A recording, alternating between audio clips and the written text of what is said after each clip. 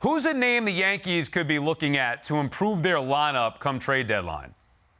Yeah, well, I think that to me is their biggest need. They're right now 29th in runs scored. Obviously, without Judge in there, it makes a big difference, and it'll get better with Bader back, but it won't be totally better until Judge is back. And I think they need an outfielder. You look at left field. Cody Bellinger is a perfect fit right now. I don't think the Cubs are going to be in the mix.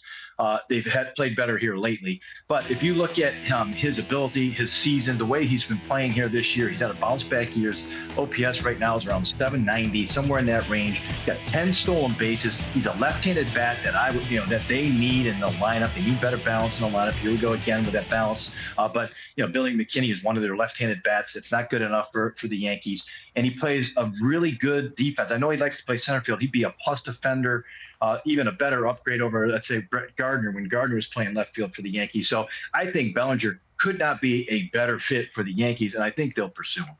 Totally agree with that. I'm rooting for the Chicago Cubs to fall out of it, so maybe Cody Bellinger will be a fit for the Yankees. Here's a team that I know is going to be out of it, the Colorado Rockies. Randall Grichuk, if you go back to his days with the Toronto Blue Jays, he used to kill the New York Yankees. I was so thankful Toronto shipped him off to Colorado, so I don't have to see him anymore in the American League East. I think going and getting a guy like Grichuk, he's got pop, he's having a good year in Colorado. I don't think it's going to cost a ton to go and get him. And we know the Rockies are one of those few teams currently in baseball that you can say with certainty they're out of it. It's hard to find. I mean, looking up and down baseball, it's like the Rockies, the Nationals, the A's, the Royals. Everybody else is fantasizing getting the playoffs. Yeah, maybe soon the Mets will join that list. Should the Yanks consider trading Oswaldo Peraza at the trade deadline? Well, only if you can find a guy, just what Jay just talking about. There aren't many guys out there that you can get a guy, an impact hitter with control. You're not going to give him up for a guy like Bellinger, who's on a one-year,